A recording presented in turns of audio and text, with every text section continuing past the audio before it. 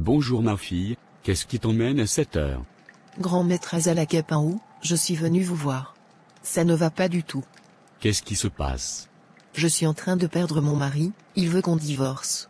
Et il a enceinté notre servante, il compte l'épouser. Je ne sais plus quoi faire. Grand maître, si vous ne faites rien, je suis foutu. Mais comment cela est-il possible? Est-ce que tu as fait tous les sacrifices que je t'avais demandé de faire? Oui, j'ai tout fait, grand maître. Est-ce que tu as respecté tous les interdits et règlements? Oui, grand maître. Non, tu n'as pas tout respecté. Je t'ai dit après l'avoir envoûté, il sera derrière toi comme un chien. Il sera à tes ordres, et il ne pourra jamais te refuser quoi que ce soit. Mais à condition que tu ne lèves pas la main sur lui. Depuis le jour où tu as levé la main sur ton mari, tu as brisé les interdictions. Donc tout ce qui t'arrive est normal, car tu n'as pas respecté les règlements. Tu as mis les génies en colère. Que dois-je faire alors, grand maître? Car je ne veux pas perdre ce mariage. Je suis prête à tout faire.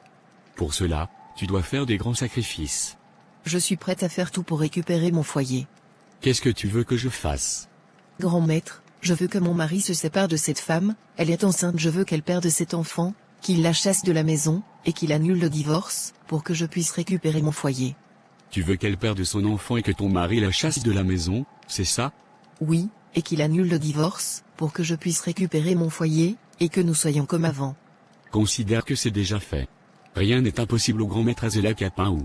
Va, et fais un sacrifice de chat noir, et d'œuf blanc au bord de la mer à minuit. Quand tu finis de faire, ne regarde pas derrière toi. C'est compris, grand maître. Merci beaucoup.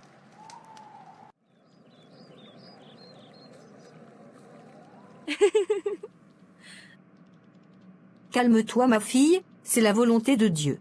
Dieu seul sait pourquoi il fait toutes choses, rendons-lui gloire. Maman, c'est mon premier bébé. J'ai perdu mon bébé. Ça va aller ma fille, ne pleure pas.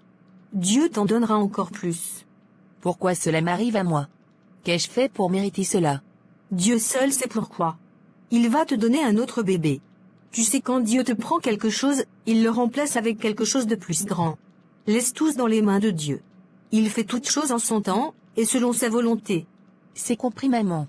Merci beaucoup. Calme-toi ma fille, et mange quelque chose. Je n'ai pas l'appétit, maman. Tu dois faire un effort pour manger, afin de prendre de la force. C'est compris, maman.